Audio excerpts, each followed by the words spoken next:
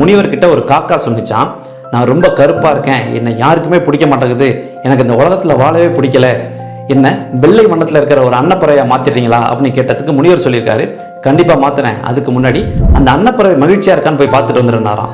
இந்த போறேன் அப்படின்னு போயிட்டு ஒரு அன்னப்பறவை பக்கத்துல உட்காந்து, நீ வெள்ளையா இருக்க, அழகா இருக்க, ரொம்ப மகிழ்ச்சியா இருக்கில்ல நீ அப்படின்னு கேட்டதுக்கு அன்னப்பறவை சொன்னிச்சான், இந்த உலகத்துல எத்தனையோ வண்ணங்கள் இருந்தோம், நான் வெள்ளை வண்ணமா மட்டும் இருக்கிறது ஒரு சாபம், என்னை பொறுத்த வரைக்கும் மகிழ்ச்சியான பறவைன்னா அது அந்த கிளி தான் அப்படின்னுச்சான்.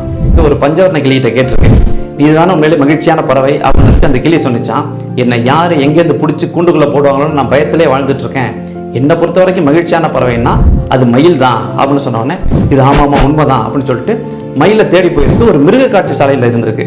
அதை மக்கள் எல்லாம் பார்த்துட்டு போனதுக்கப்புறம் இது போய் பேசியிருக்கு, உன்னை பார்க்க எவ்வளோ கூட்டம் வருது, நீ ஒரு தேசிய பறவை வர, அழகா இருக்க, நீ உண்மையிலே மகிழ்ச்சியா தானே இருக்க அப்படின்னு கேட்டதுக்கு மயில் சொன்னிச்சான், யார் நானா, நான் இங்கே ஒரு அடிமை வாழ்க்கை வாழ்ந்துட்டு இருக்கேன், என்னை பொறுத்த வரைக்கும் உன்ன மாதிரி ஒரு காக்காவா இருந்துட்டேன்னா போதும், சுதந்திரமா மகிழ்ச்சியா இருப்பேன் அப்படின்னு சொன்ன உடனே நேரா வந்து முனிவர்கிட்ட சொன்னிச்சான், நான் யாராவும் மாற விரும்பல, நான் நானாவே இருந்துக்கிறேன் அப்படின்னு சொன்ன உடனே முனிவர் ஒரு சின்ன புன்னகையை மட்டும் கொடுத்திருக்காரு.